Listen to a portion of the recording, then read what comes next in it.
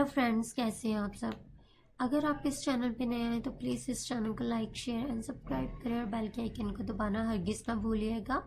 और आज की इस वीडियो में मैं आपको ऑल ओवर पैटर्न बनाना सिखा रही हूँ, तो इसलिए आपने इस वीडियो को स्टार्ट से लेके लास्ट तक देखना है ताकि कोई भी चीज़ आपसे मिस ना हो जाए।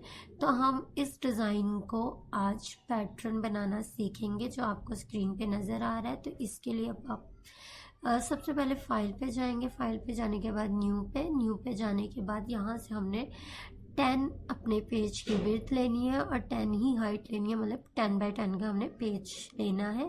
देन ओके कर देंगे, ठीक है। तो इसके बाद ये एक हमारा पेज ओपन हो गया। अब हमने इसके जो स्केल्स है ना वो हमने इसके साइडों पे लगा देने हैं, ठीक है। इसकी एजेस के ऊपर हमने स्केल्स को एडजस्ट कर देना है। इस तरह से आप सिंपल ड्रैग करेंगे और इसको कॉर्नर्स पे लगा देंगे। इसके बाद आपने आना है इमेज पे। इमेज पे आने के बाद कैनवस साइज पे जाएंगे। कैनवस साइज पे जाने के बाद हमने यहाँ से 20 बाई 20 का मतलब कि विड्थ और हाइट लेनी है। देन हमने ओके कर देना है, ठीक है। ये एक हमारा पेज ओपन हो गया।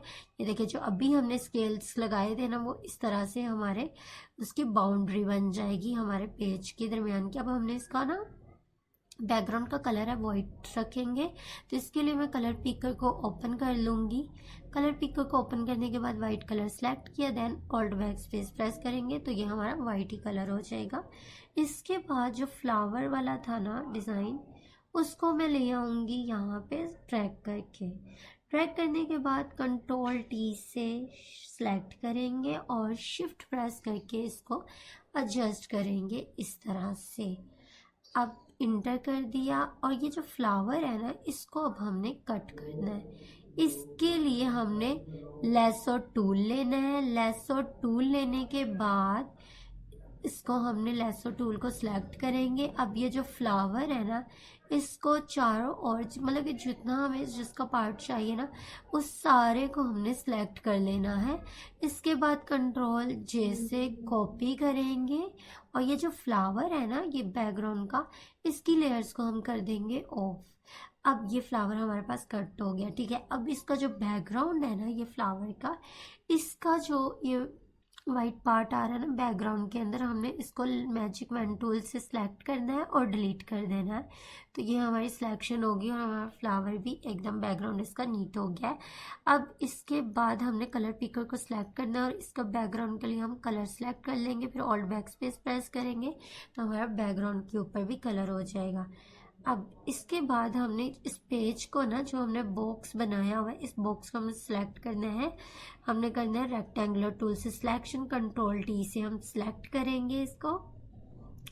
कंट्रोल टी से सिलेक्ट करेंगे तो ये देखिए ये कॉर्नर्स बन जाएंगे। इन कॉर्नर्स के हमने दरमियान में मीट करना है अपने इस बॉक्स का, ठीक है। इस तरह से स्केल्स को एडजस्ट कर दिया, फिर इंटर किया, फिर कंट्रोल डी से अनसेलेक्ट कर देंगे।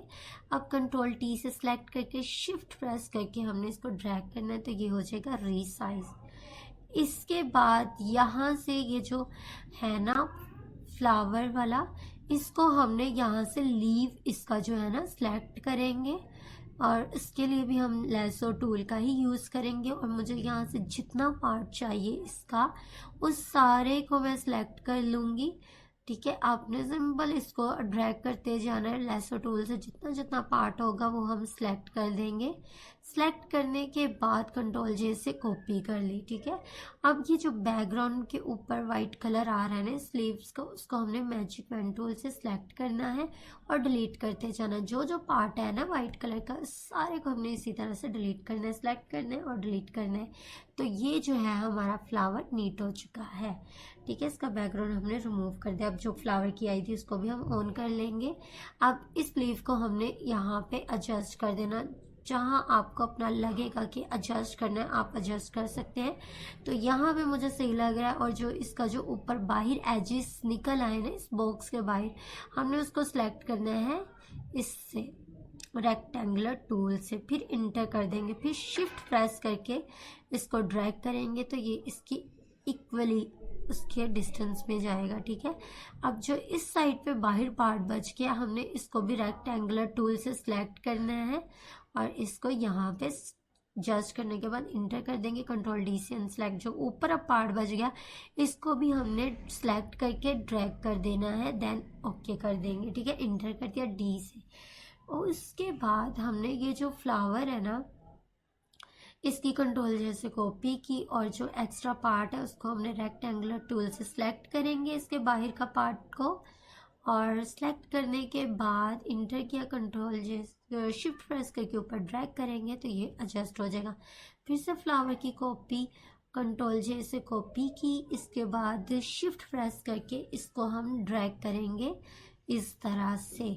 और जो बाहर का पार्ट है सेम वही प्रोसीजर, रेक्टेंगुलर टूल से लेंगे और जो बाहर का पार्ट है ना सेलेक्ट करने के बाद इंटर करेंगे और शिफ्ट प्रेस करके ड्रैग कर देंगे, ठीक है। यहाँ तक जो है था हमारा पार्ट कंप्लीट हो चुका। अब ये जो फ्लावर है ना लीव का, इसको हमने एडजस्ट करना है, तो इसको मैं थोड़ा सा रोटेट कर दूंगी इस तरह से। रोटेट करने के बाद यहाँ पे इसको एडजस्ट कर देंगे, एडजस्ट करने के बाद इंटर कर देंगे। अब जो ये पार्ट बाहर को है ना इसको भी हमने रेक्टेंगुलर टूल से सिलेक्ट करना है, इंटर करना है और शिफ्ट प्रेस करके ऊपर को ड्रैग कर देना है इस तरह से। ये एक हमारा यहाँ तक का कंप्लीट हुआ। इसके बाद फिर से मैं अपने उसी फ्लावर को ओपन करूँगी और यहाँ से मुझे जो जो फ्लावर चाहिए ना पार्ट इसका, लीव्स का या बैकग्राउंड के टेक्सचर के लिए, उस सारे को मैं यहाँ से ले लूँगी, ठीक है। इस सारी लेयर्स को हम ऑफ कर दिया मैंने, बैकग्राउंड की जितनी भी लेयर्स थी। अब इसमें से ये लीव मुझे चाहिए, ठीक है, और इसको मैं सिलेक्ट कर लूँगी। इसको सिलेक्ट करने के बाद फिर से ये जो वाइट वाला है ना इसको भी मैंने सारे को सिलेक्ट कर दिया, कंट्रोल जे से कॉपी की इस तरह से। अब इसका हम बैकग्राउंड को रिमूव करेंगे रेक्टेंगुलर टूल से।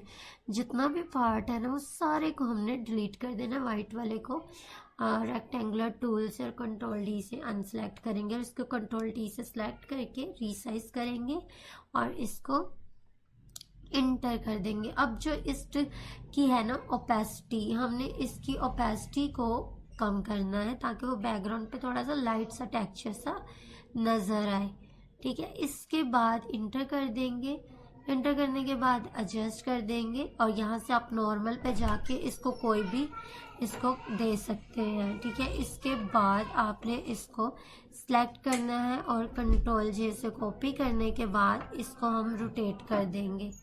रोटेट करने के बाद हमने इंटर करना है, इसके बाद हम इंटर कर देंगे, ठीक है। और इसको हमने इस बॉक्स के दरमियान में ही रखना है ताकि कोई भी एजेस इस डिज़ाइन के जो हमने टेक्सचर बनाया है बाहर ना जाए। अब जितनी भी लेयर्स थी ना डिज़ाइन की उनको मैंने सारे को ऑन कर दिया।